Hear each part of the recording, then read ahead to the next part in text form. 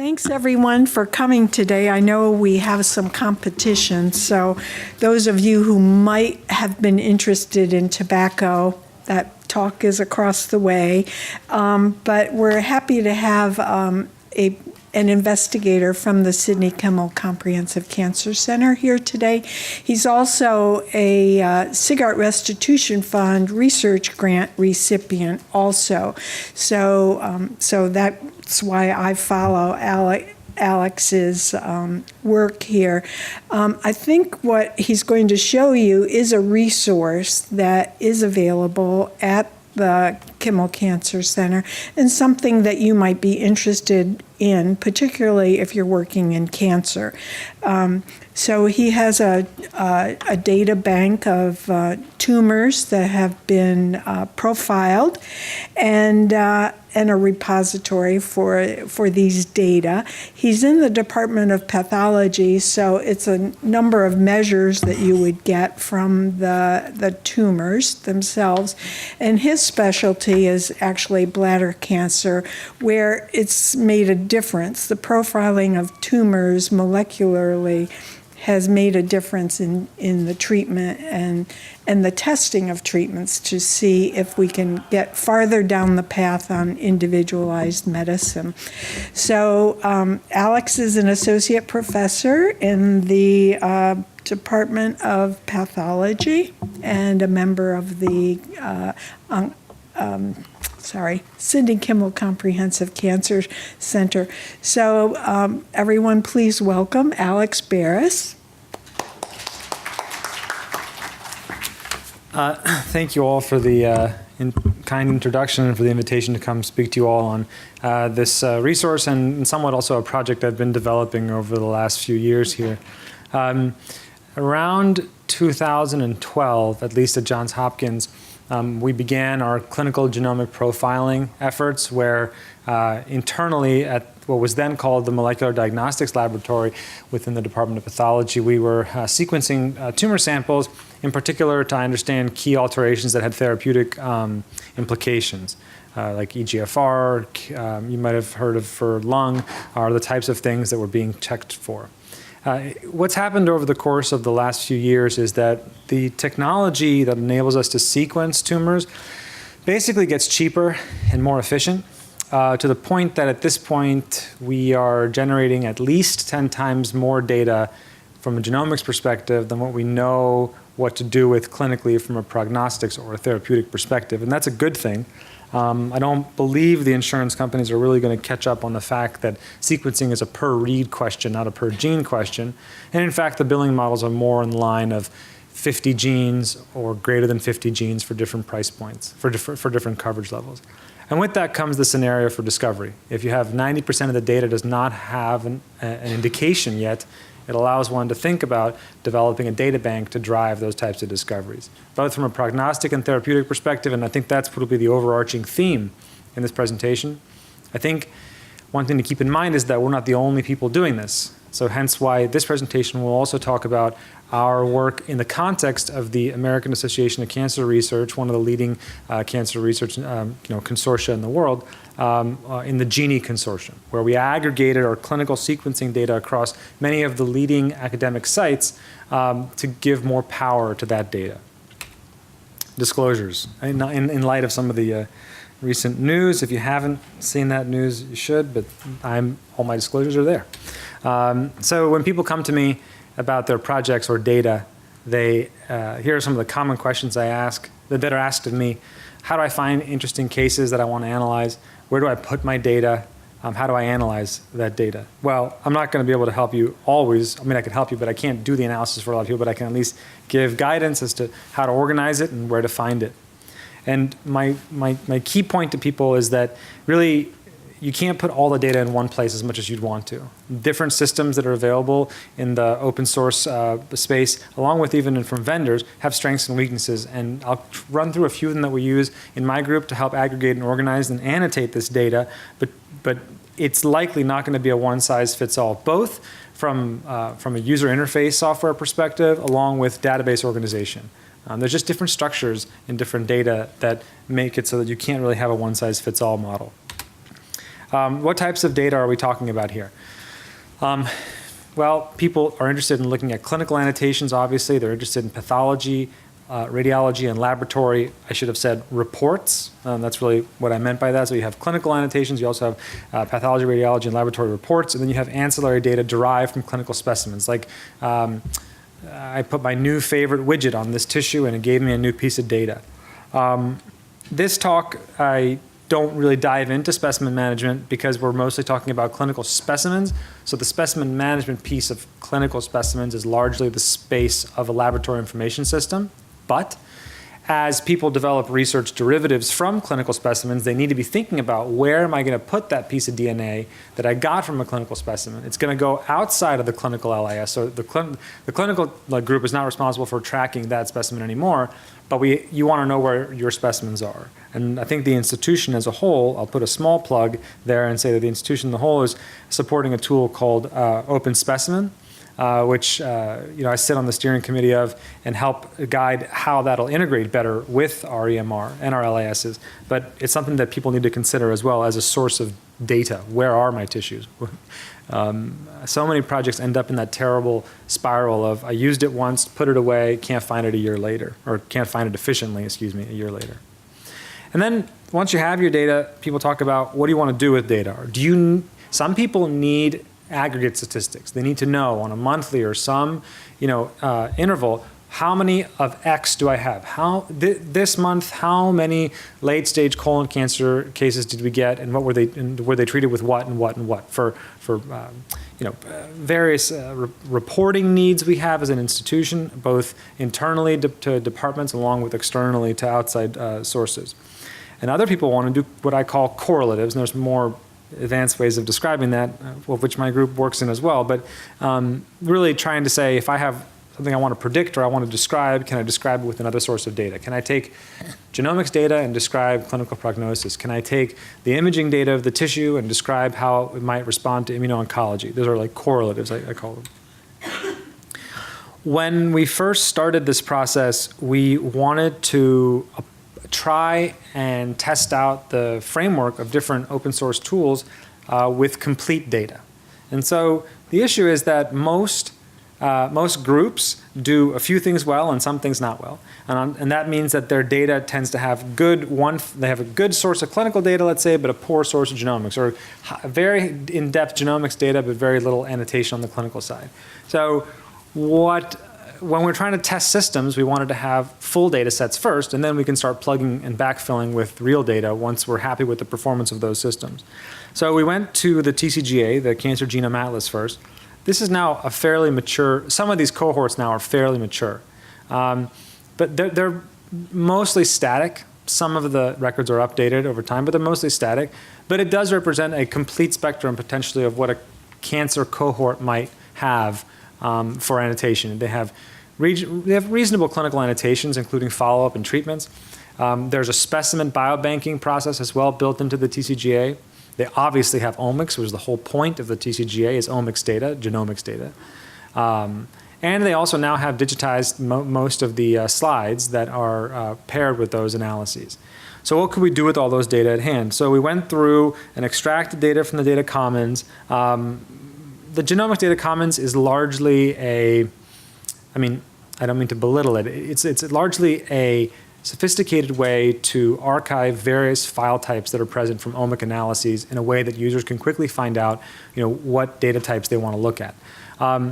Where it's developing more, where it needs more work, is in areas of annotating specimens with regards to phenotype. It's mostly, when you get to the actual clinical annotations, you end up with, that's why I showed the slide here, you just end up with a list of XML files. Within that XML is a lot of annotation. So we took those XML files and eventually parsed them into Redcap. I think Redcap is probably a tool that I don't really need to introduce much to this audience, but it's a tool that has been ubiquitously implemented for basically data capture, human data capture. It's evolved over time, and I think that the one feature of modern Redcap, in distinction from its older versions, that I would highlight for the audience is that, previous, I think it's like version 7.2 or 7.3, that could be wrong, but previous to a certain time point, maybe like 2015-ish, everything was really a flat table, which limits your ability to model certain aspects of a study. With the introduction of repeating instruments, you at least get some limited relational structure within it, but that limited and constrained relational structure is probably enough to capture a lot of the information we need to in these basic registry-style data sets. So if I need to have a one-to-many relationship from patient to sample to treatment modality to follow-up event, and I'll show you how we do that in our project here, that's enough basically to get us going. It's a tool that enables our non-computational and IT-oriented people, more clinically oriented people, to quickly enter in annotations, potentially give us feedback on how we're annotating cases, and move the process along quickly. So again, first we modeled it. We modeled TCGA data. We put the data in there. You can see the distinction between one-to-one relationships, like for example, a patient descriptor is a one-to-one versus a one-to-many for sample, for treatment, for follow-up. Redcap does allow you to have more refined descriptions in those data elements beyond just like free text for each field, so you can define them as you need to, from binary to defined dictionaries, for example. This is just an example of what these forms might look like. I'm sure this is not too difficult to understand how it could be adapted to different studies. In the cancer space, these are things that are very relevant to us in terms of what do people get in terms of treatment and what happened to them in terms of follow-up. The second key thing that I would highlight with any system, including Redcap, as I started with in the beginning of this presentation, is that really there's not one size fits all. And so with Redcap, you have to understand what data should go in there and what data shouldn't. So our dense omics data that we want to correlate against is really not going to be populated in Redcap in any way, shape, or form. I have no interest in trying to develop a Redcap model for genomics data that's in some ways nonsensical. Instead, though, we have to have systems talk to each other. So if I'm going to put information in Redcap, I want to make sure it can talk to my genomics database. I want to make sure it can talk to other people's databases as well. So as an example here, what we do is when we, this is not a mouse, this is a mouse. So when we set up samples, we can put links in here based on the sample ID out to our cancer genomics portal. So the patient, not patients, our investigators, as they're reviewing their cohorts, they can annotate them and link out and view that same case in a more genomics-oriented portal, which I'll show you soon. I know the talk was designed to be around cancer genomics, but you can't do cancer genomics without annotating these cases. And that's why I start with the annotation, because I think that it's one of the biggest bugaboos in doing research correctly is getting good annotated information on the cases. And I think that there's two kind of parallel processes that are occurring to properly annotate cases. One of them, which I will not talk about at all in this presentation, but is a topic of a whole different presentation. I believe my colleague, Dr. Botsis, presented in some context, not in this series, but somewhere at the School of Public Health here, around, actually no, it was Health IT, excuse me, the Health IT Grand Rounds, around how we're going to process existing clinical reports to extract meaningful information. So we have to have a plan, in a sense, retroactively or near real time to look at reports that are being generated in our current EMR and figure out how are we going to extract meaningful information from them as they're currently being generated by clinicians, of which I am one of them. I'm making the path reports that we're currently needing to parse. So I raise my hand and say we should do a better job. The other half of this is to do a better job of when we do our clinical documentation process to make that data more granular, leveraging technology more efficiently in that process. These two processes are not mutually exclusive, and hopefully they can work together. But I do believe that all of us need to take a very careful assessment of how we're doing clinical documentation, and if that process can be done more in the same efficiency, but delivering more information, then it's a win. Like if you go to any clinician and you ask them to complete a form, you should duck. Because it'll take time for them, generally speaking, they think it'll take more time for them to complete that form rather than a quick dictation and be done with it. So that may be true in some contexts and may be totally false in others.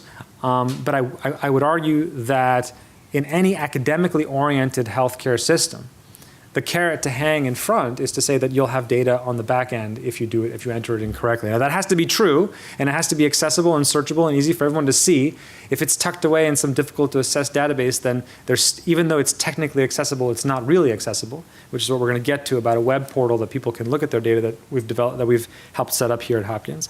But that was just me on my soapbox about proper data entry from the clinical perspective, not only from research curator's perspective.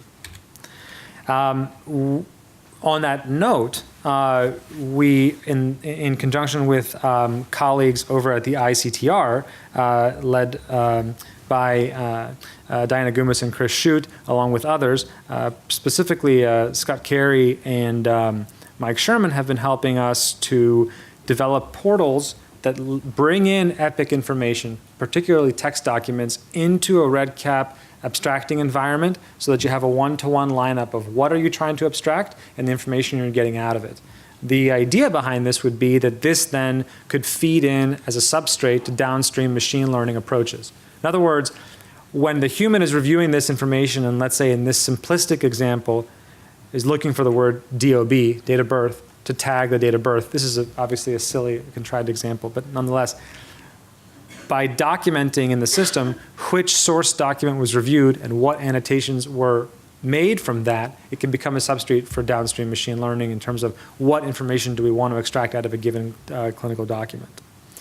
And true to form, after testing this setup with TCGA data, this is exactly what we implemented internally with Hopkins clinical records. So we have the genomic records come in to our database, then we populate a mirrored Redcap instance with all the genomic, with a placeholder for every patient and every sample from which a genomic record was derived.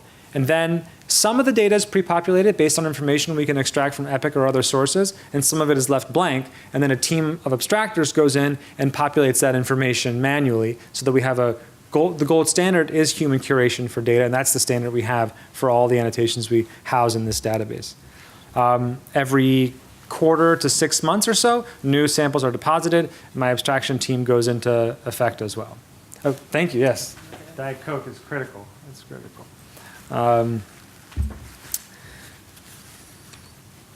And that allows us to have a real integration between clinical annotations like follow-up, which we extract it's follow-up, it's kind of poor man's follow-up, so it's semi-automated from, or it's fully automated, but it's not 100% up to date because it's just available on what's in EPIC when we do our scans.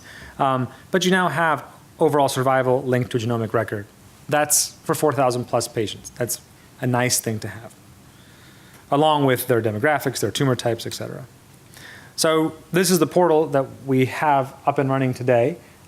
You can log into it with your JHEAD ID. The web address will be shown later at the end of somewhere near the end of the talk. And it allows you to do kind of like basic, just survey the landscape of the data. It is not meant to be an analytic platform. There's no question. The idea is that the folks who are non-genomic or non-computationally oriented but have their expertise in the clinical domain or in the biology can come and engage the data, have ideas come out of it, say, okay, I want to look at, in this example, I want to look at all the patients who had a poor outcome. They had a survival of less than 30 months. And then what the system does is obviously the survival curves will be different. Congratulations to me, because if you obviously stratify on the ones who had poor survival, they're going to be different. But importantly, then it takes those and it tells you which were the common mutations seen in this cohort here, the one you've selected for and defined up here.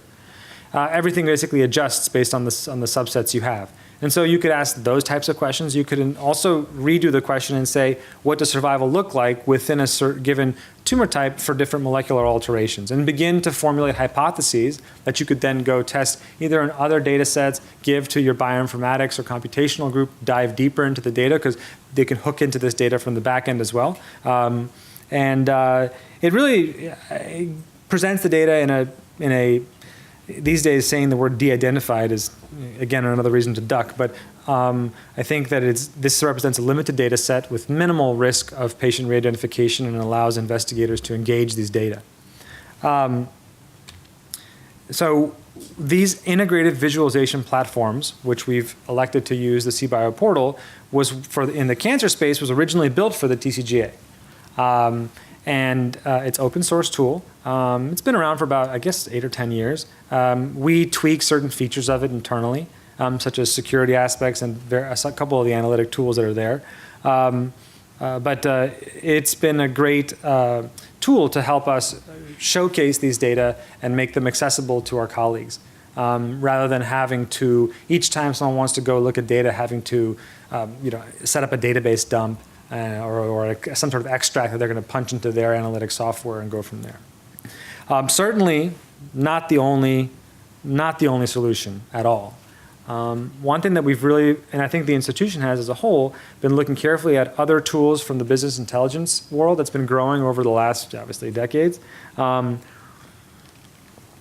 as to what might be a more, I hate to use the word modern, it's a fairly modern system, but might be a more cutting edge approach to representing these data.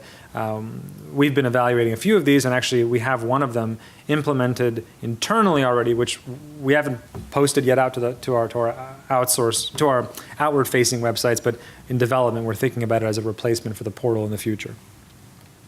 Only because we want the portal is one of these tools that was built in the community over time.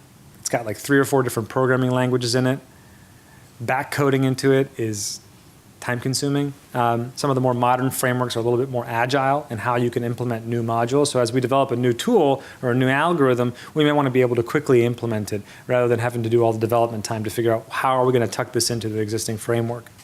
That was not a framework that was not necessarily built with the idea of plug-and-play analytic modules and graphic modules as well.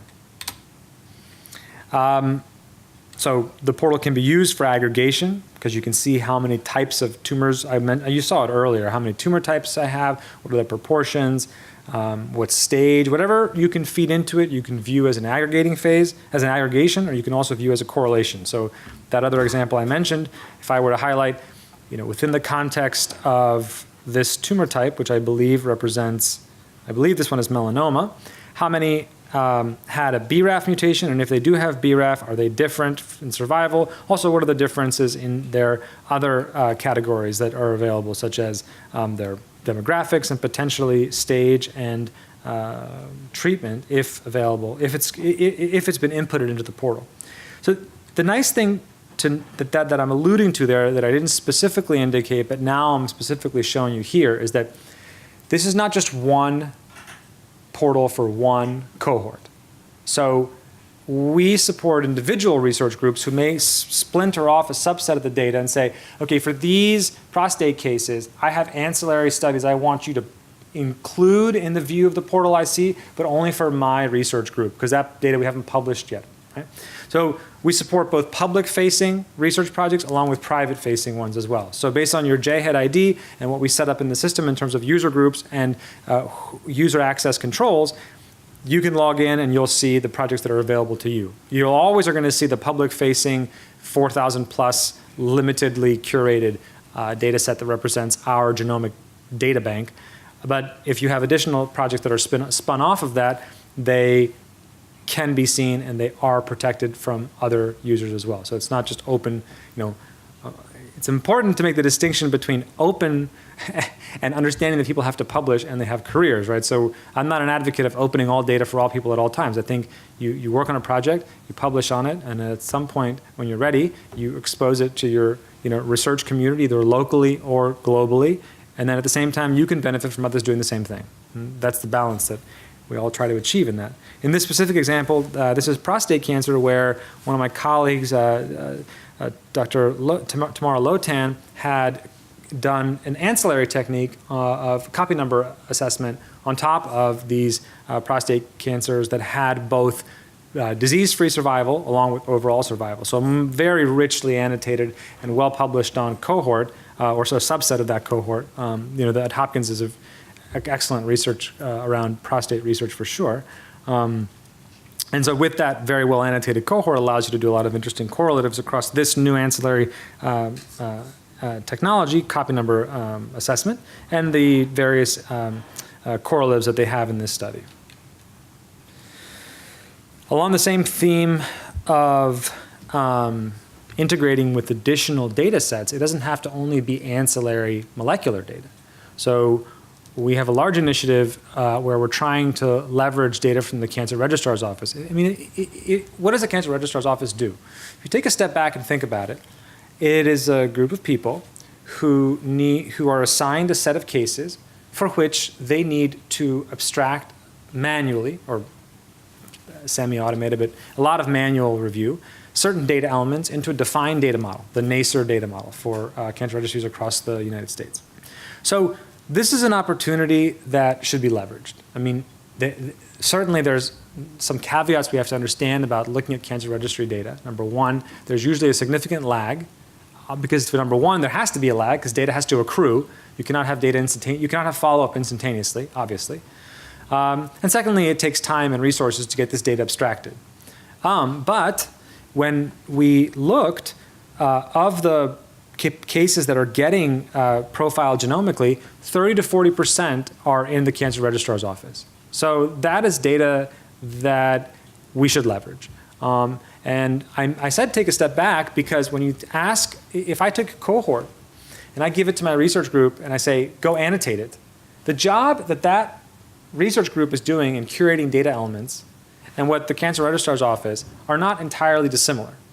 And as much as possible, we have tried to look at the NACER data dictionary and use data elements in at least the larger 4,000 plus cases that we do at the Genomic Data Bank so that they can talk to each other.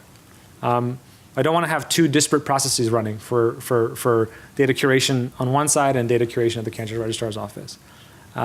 So this was an example here where we looked at lung cancer, where we took about 100 lung cancer cases and then merged them with the available data on the Cancer Registry's Office.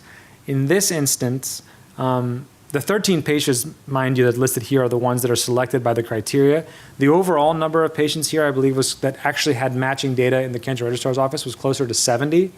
And that's higher than the 30 to 40% I quoted you because these were older cases. So you can imagine as you go further back, you're going to get a higher percentage of hit because they're going to get abstracted eventually. In some places, the Cancer Registrar's Office abstracts all cancer cases independent of reporting need for the state. And that's an interesting concept to think about because you have to think about what is the marginal increase in cost to do that versus really starting a second abstraction process for cases that are not covered by the Cancer Registry's Office. This data, in its first 2 years, around 2016, already had clinical impact in that when we reviewed the aggregate data from our first 2 to 3 years of clinical sequencing, we identified that there were certain practice patterns that the molecular pathology laboratory was doing that probably needed to be adjusted to better deliver the most amount of information. What specifically that was that in conjunction with leadership from various disease groups, from the lung group, from the melanoma group, from the colon group, in which we did most of our sequencing in the beginning, we had agreed upon which genes did they want to hear about in their reports. And actually, these were usually under 10 genes. So despite sequencing 50 genes at the time, each group only wanted to hear about 5 to 10 genes for the ones that had clinical impact. I mentioned to you guys before that literally we're sequencing at least 10 times more than what we know what to do. And this is an example of that fact. So the issue is that as time goes on, though, and this is a general feature of this of genomic characterization in the cancer space. Maybe also in germline. I'm not an expert in that context, so I'm not sure. But you'll see that new drugs come up all the time. New indications come up all the time. So it's hard really for everybody to keep in line with that and adjust their filtering of what they want the molecular lab to report or not report. So what we found out is when we went back and reviewed this data, there were actually indications people could have had treatment options that they weren't given because it was not on the white list of genes that were supposed to be covered for that tumor type. And they weren't always the same. Like they were these set of genes for lung, maybe some overlap with the ones from colon, maybe some little overlap with the ones from melanoma. And so basically reviewing all this data that we amassed here in this portal with I work closely with the molecular pathologists.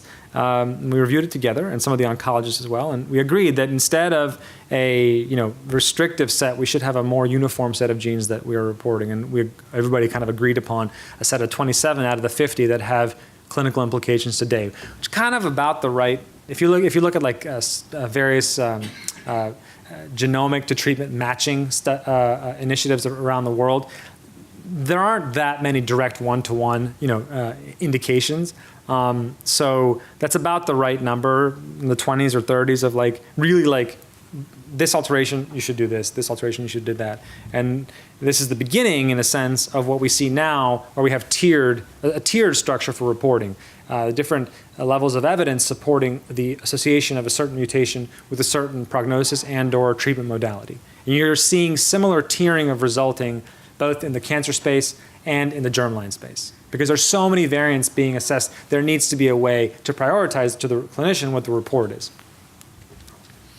We also have taken the time to be able to ingest data into this genomic data portal from external vendors. So we don't want to be restrictive that it's only from Hopkins lab. So if it comes from Foundation Medicine or other vendors, as long as they're willing to stick to reasonably established data standards, then we can ingest that data. And in particular, after the Biden moonshot blue ribbon panel, and the number one thing that came out of the blue ribbon panel was data sharing, right? Data sharing. So many of these commercial entities have been very clear that they're willing to share their data under the appropriate, make sure all the data is not leaking anywhere, you have good security standards, but if that's the case, they're willing to give it to you, in particular because it's really a clinical assay. They're just returning back the raw data of a clinical assay. Understanding, of course, that there's the reported variants, which have clinical actionability, and then there's the raw data, which is RUO, research use only. Like we can't go back, take their raw data, reprocess it, produce a variant, and make a clinical decision on that variant, because that's right, you're breaking the chain of their assay. We have about 2,000 of these loaded, and we'll merge them later this year with the rest of the data bank. So the current snapshot of our portal looks like this. We have about, like I said, 4,200 cases in there. All of them are linked to Epic records. We have 2,000 slated by 2019, including large panel data, not just small panel, 50 gene, but 500 gene panel, and the inclusion of Foundation Medicine data, so basically external vendors as well. Built into our portal is not only, I've shown you a lot of aggregate views of data, but also we have individual views of data, so patient-centric views. So these are a lot of like summary type views, but if you want to dive deeper, you can see an individual patient, whatever attributes we have for them. And also importantly, we link out to annotation sources about variants. And this is one of the more difficult pieces of interpreting this data, but particularly clinically. Maybe not from an analytical perspective, depending on the question you have, but it's really difficult as more and more variants are being populated and discovered, what is their implication? And so this is this tiering structure that I'm showing here. Oh, that works nice, there you go. Where it shows you for this variant, potentially if there's a drug, in what tumor type, and you can link out to citations. A variety of people are building annotations like this, variant annotations like this in the cancer space. MSK is one of them. Civic from WashU is another one. The Vanderbilt group is working on it. MD Anderson, a lot of people are. And internally here, we as well are trying to, although given that there have been so many initiatives doing that, it's kind of like we want to aggregate what they have and maybe just like tune it rather than start from scratch for sure. What does this genomic data bank represent from my perspective is that it represents really an opportunity to support biomarker discovery as I see it. Both in the sense of potentially prognostication or prediction of certain disease types, and then ideally it would be towards therapeutic response prediction. Now, with the humongous caveat being that we don't annotate drugs currently in the system. We're thinking about approaches to do that as we gain more understanding and access to the Beacon system within Epic, which is the oncology module in Epic. As a side note, so I guess these teams must have not talked, because the oncology system in Epic is called Beacon, and the pathology system that we're going to be starting to go live with in February for anatomic pathology reporting is called Beaker. So, they should have, someone didn't talk there, but that's fine, it's good.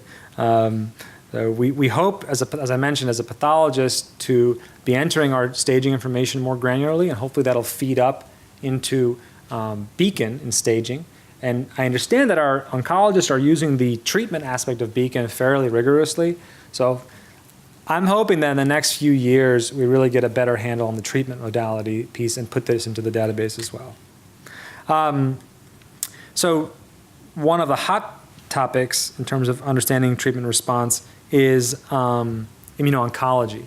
So we've started thinking about how could we flag patients who received any kind of immuno-oncology, and then trying to understand what genomic correlates would be associated with response. With the one that is currently really being looked at very carefully is various what I call aggregate genomic measures. So it's not like mutation in KRAS or EGFR or P53, but rather an overall assessment of the degree of alteration within the genome, with the idea being that in immuno-oncology, if your tumor is mutating at a higher rate, it has the propensity in theory to produce something that the immune system hasn't seen before and potentially be more druggable than another tumor. Now there's a lot of caveats with that. I work in the context of the Bloomberg Kimmel Cancer Center and also the Immunotherapy Center with colleagues like Drew Pardole and the like. And that's not exactly a thorough description of how this process really works. But this is an opportunity for data to help address how response is being predicted. The other piece of this data bank that's relevant to a feature of genomic data is that if you look at our data or if you look at TCGA data, what you're going to appreciate is that there is a very long, thin tail of molecular alterations in tumor types. And what's difficult to ascertain is whether or not those thin edges represent meaningful targetable biology, but maybe only for about 5 to 10, maybe less than 5% of a certain tumor type, or are they biological noise?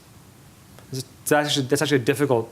It sounds kind of silly, but actually it's a difficult question to address, particularly when your N start going down to 2 or 3 cases per institution. So with that, segue, that's what AACR is trying to address in the GENIE consortium. Right? So if your tail is real thin, and it's hard for you to really do anything at your own site, let's put all our data together and see if we can generate enough information at the edges of those data to make a meaningful interpretation. So the general principle behind AACR GENIE is we all got together, the Farber, MSK, us, Gustave Roussy in France, MD Anderson, NKI from the Netherlands. We had Vanderbilt as well. We had folks in Canada. We have new members joining this last year, so it's growing. The principle, though, is that we deposit our clinical sequencing data. That right now, it is currently the called variants, not the raw data, but we're talking about how we could expand that for research purposes. The data is kept, there's some sort of the timing of it is not always as published, whether it's 6 months and 6 months, but there's some time where the data is held private, both for curation and enough for curation for quality, and also for an opportunity for the consortium to leverage it towards publication. But at a defined, usually it's about a year, it's released to the public, and it can be accessed by everybody. The principle behind it would be that then the public, could be academic, could be commercial interests, could look at the data and say, we're really interested in this additional annotation for this molecularly defined subset. Because all these records are linked back to their patient internally by honest brokers at each of the sites, they could say, yes, we can find that annotation for you. We could go back to the chart and say, yes, the left foot length for these patients was 11, whatever the correlate they want. That was a silly example, just humor, but yeah, that's the idea. The data is also housed in Synapse. So Synapse is the platform of Sage. Sage BioNetworks runs many of the data challenges you might have seen, like some of the dream challenges in the genomic space. So it's a common place where data is stored and shared. They also use the CBio portal to present that data. That currently has 48,000 samples in it. So over 2-3 years, we've put together 48,000 samples and made them publicly available. I think that's a reasonable success for the group. It was difficult, though, because our goals were to integrate clinical grade sequencing across multiple sites, different panels, different standards for clinical annotation, different people, different people's mentalities, so different countries. It was tricky. In our first paper that was in Cancer Discovery, I highlight here in this figure I generated what the overlap was in what different clinical assays we're looking at. I mean, yes, there's a core of about 40-ish genes that are looked at by all the assays, but some of the larger sites, like the MSK Impact panel, Vanderbilt that was using Foundation Medicine's panel, and the Farber that has their own Onco panel, I believe it's called. These are panels that have about 300 to 400 genes. Each of them have 100 that are not in any other set. Right?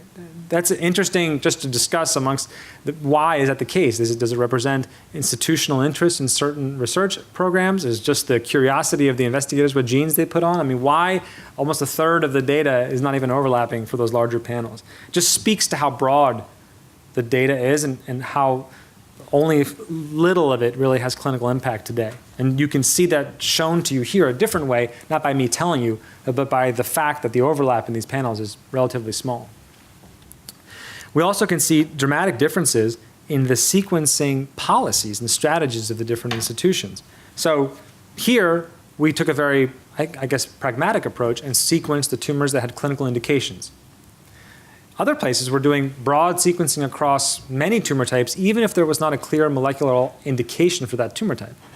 I will say, though, that now, in particular, I guess the pembrolizumab indication with MSI, but more broadly speaking, a multi-tumor aggregate genomic measure association really opens the door to having a lot of different tumor types sequenced. Because the nice thing about, to be very kind of frank, the nice thing about any correlate you make with an aggregate genomic measure, you have to address with sequencing.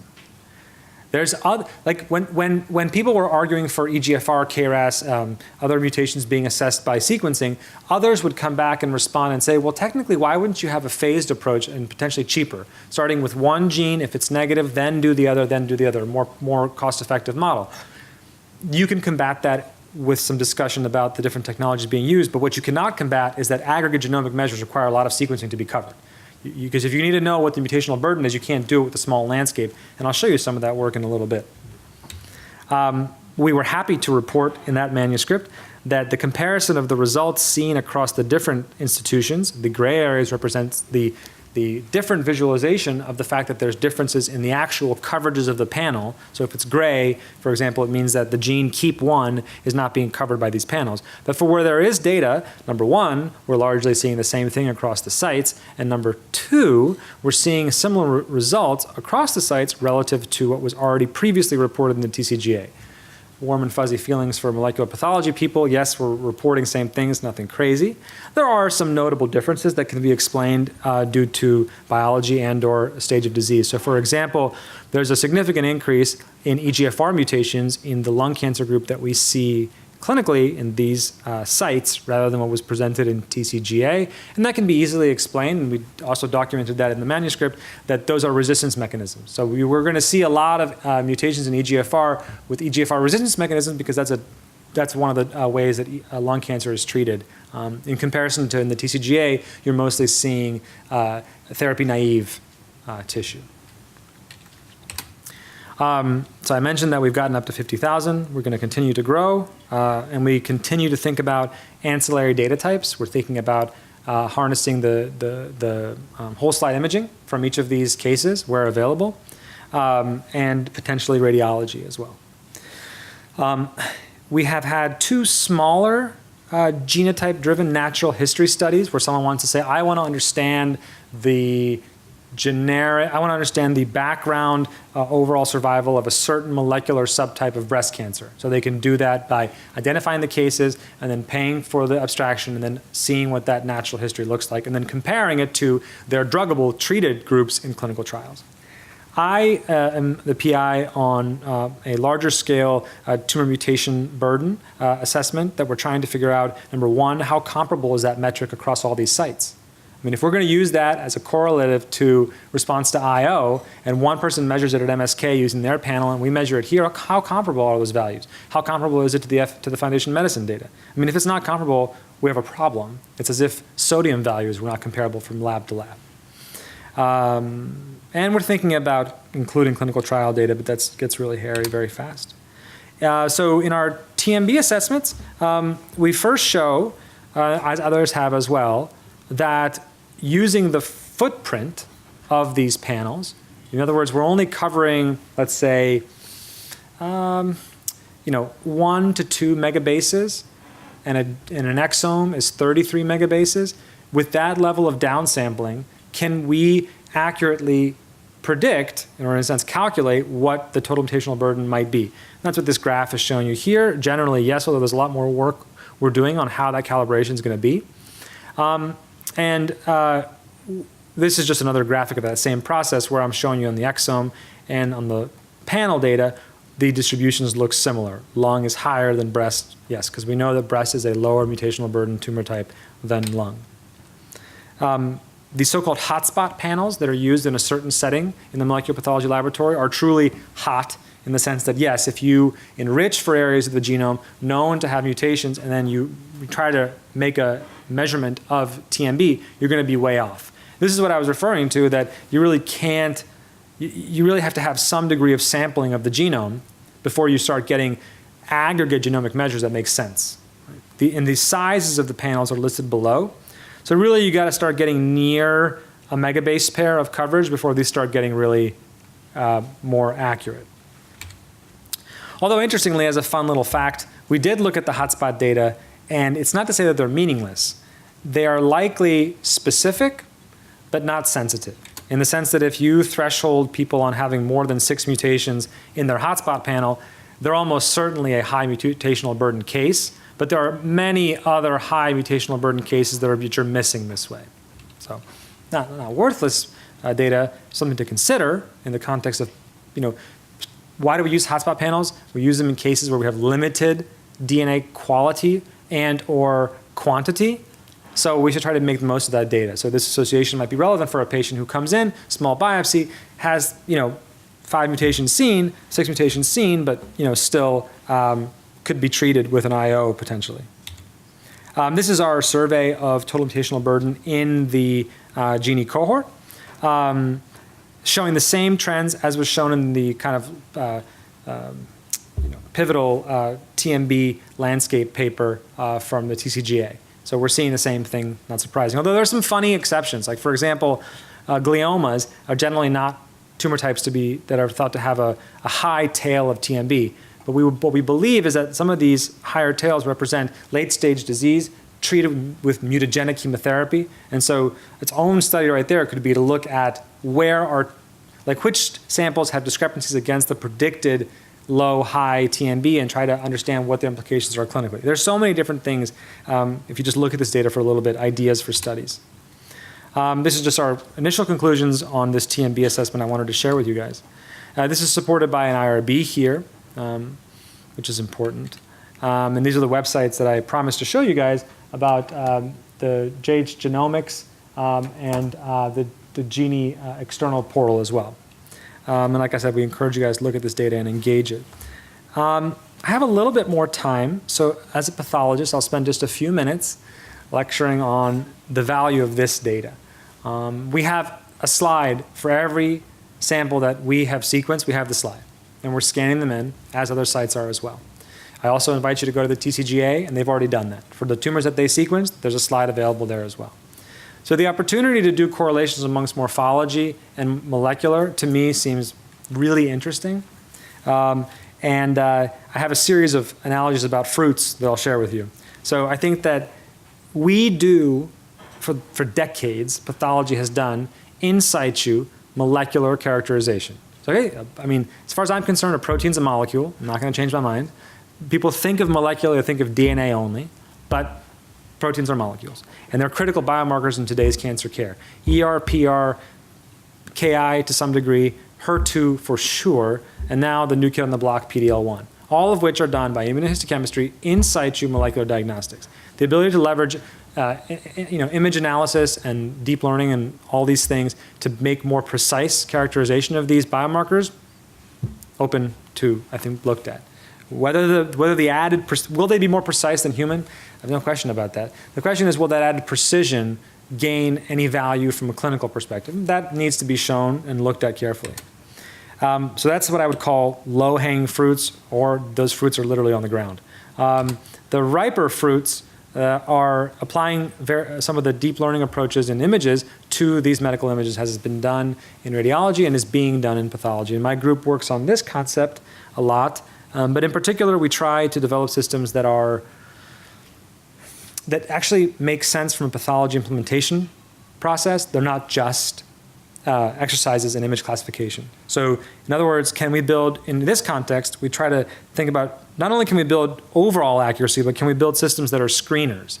The notion of a screening system is well established in clinical pathology and in anatomic pathology for that matter. So if we can screen slides accurately with very high screen, and I don't mean screen for positive, I mean screen for negative, screen out cases, high NPV, a PPV that's somewhere, it doesn't matter because we're going to review the positive calls.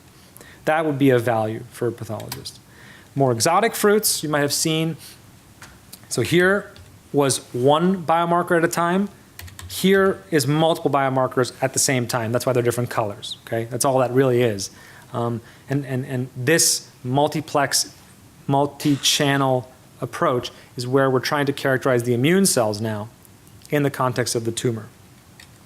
And then the new fruits are really newer ways to image tissue. We've been basically imaging tissue the same way for longer than I've been alive. So I think that it's time to consider, just like when radiology replaced film, when they replaced film, they replaced it with something totally different. It wasn't just like scanning the film in. Right now, we scan the slide in. So we really need to think a little further about how to really do that well. So in this series, I just wanted to mention the additional biomarker challenges. I mentioned that genomics brings in biomarker challenges, but now we have numerous quantitative truly molecular data sources, and now going into the single cell regime, not just analyzing a tissue in aggregate, but understanding potentially its heterogeneity and the features of each cell in that heterogeneous sample. Coupling it with clinical annotations, and mention the distinction between getting source data that is discrete or having to parse it out later, and really need to think about integrating all these things together, which is, I think, what our group tries to do. We try to take clinical data from, let's say, Redcap or Epic. We try to take genomics data. We try to take, we take specimen data in the sense that we know that it's an open specimen. We don't try to manage those. We leave specimen management to a specimen management system, and potentially imaging modalities integrated together into a portal that our researchers can engage, find the specimen, to answer the questions they started with. Find the specimens of interest to you. What can I ask of them? And then maybe how to analyze them. Some quick analytics on correlates. Like if I just click the KRAS, it'll quickly show me the difference in the other variables. Analysis light, right? Not the deeper stuff can be done later by a computational group. So with that, I'll end and take any questions, and thanks for your attention.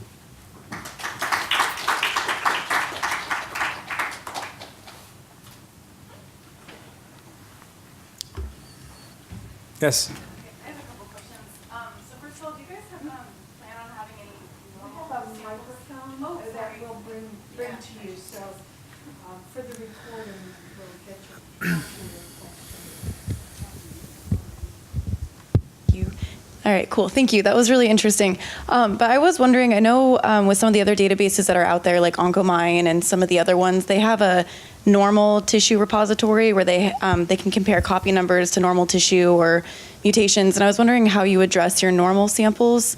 And then when you go to the mutation data, is that just based on like the standard human genome, or kind of how you make those assessments? Yeah, I think thank you for those questions. I think there are two questions that are a little bit related. So the first one is that as a clinical genomics databank, when we identify a variant, it's filtered through a few of the public databases on human variability, exact, et cetera, to attempt to remove germline as much as is possible, with the understanding that as panel size grows, there will be so-called private SNPs that have not been discovered in public databases within your genome that we cannot make the distinction between if they're unknown, non-somatic alterations versus tumor. But to address that, as Memorial has already in their assay, we intend to migrate our sequencing from tumor only to tumor normal paired. So that comes with a lot of issues from not a regulatory, more just a policy perspective, actually. But if the policy issues could be addressed, we could think about providing that genomic, that germline genomic data that paired with the tumor as a additional data source. I think that's very important that you bring that up. There's caveats about reporting. Are we required to report certain germline alterations back? There's really interesting landscape right now about this issue. Slight tangent. I mean, I've never in my life heard about someone saying, if the prostate cancer grading criteria change, you're required to go back and regrade all your prostate biopsy. I've never heard that in my life. But what one of the genetic societies was recommending for germline is that actually would have to happen for germline. And will that also be the case for somatic testing? I'm not sure, but it really brings up that that issue. And then did I address your second question? Because it was really about, you're asking like how do we call the variants? Is that kind of what you're asking? Yeah. We have custom pipelines that we validate against laboratory standards, and we have to do that on a regular basis. Actually, they send us samples. We have to analyze them and make a call, send them back, and then they tell us if it was right or wrong. So, Any other questions? I have a question up here. Hi, great talk. Thank you. I wanted to ask you, when you made the point about the 27 genes that are really the actionable genes, could you go over that a little bit? Are they the ones that we have clinical measures for, or what was the point exactly? There is level 1 evidence that are supported by a clinical trial. I think it means by a clinical trial that this alteration in this tumor type means you should give this drug. So it's the level of evidence that's supporting an association, really, from the literature and or the clinical trial space. And you can look at the AMP tiers, the American Molecular Pathology. They have these 4 tiers, and they describe what the criteria are for them. And there's a matching set of 4 tiers that the germline group that try to keep things somewhat on the level of what level 1, level 2, level 3, level 4 means. Okay, other question? Follow-up. Okay. I didn't answer the first one well. No, you did. Just thinking about when you said, for example, when you reanalyze the samples, and then you find a variant that now we know that could be targetable, this doesn't go back to the patient, right? So this idea of the tiers, they are changing all the time. Exactly. Right? That's the issue. That's precisely the issue that I struggle with about what the germline governing body basically suggested, that we would have to basically reanalyze and re-report. I think that, don't get me wrong, that's the right thing. Like clinically it feels like the right thing, but from a practical perspective, then where do we draw the line? So my colleague in BME develops an algorithm that can scan all radiology and spot pancreas cancer in the ones that were missed. And that's not really too far from a reality that's being worked on right now. Does that mean that everybody has to take that code, run all the radiology data again, and recontact all the patients? I mean, does it? I don't know. It certainly sounds like something that's going to be brought up. So it's not too far off from the example about prostate grading, right? Because if maybe there's some issue with the old prostate grading that I had, that's why they made a new system. So I have to go regrade the last 2 years, the patients who did or did not qualify for a prostatectomy. The precedent, in my opinion, has not been that's the case, but it's a big issue.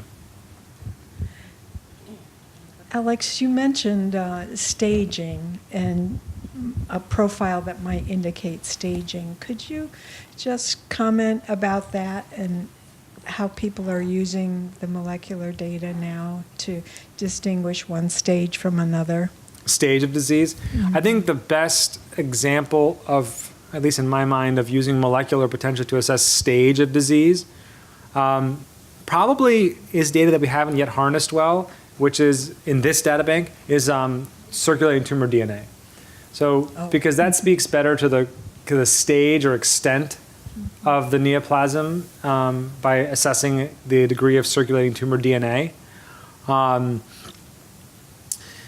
That being said, the other way to think about molecular correlates to stage is that certain molecular alterations have been associated with worse prognosis or a propensity for higher stage. So not necessarily that at the time of sampling, right, they're going to be T3 or T1, but that they have the propensity for higher stage in time, and they may have to be treated more aggressively or have closer follow-up. Any last question? Here. All right, Alex, thanks so much.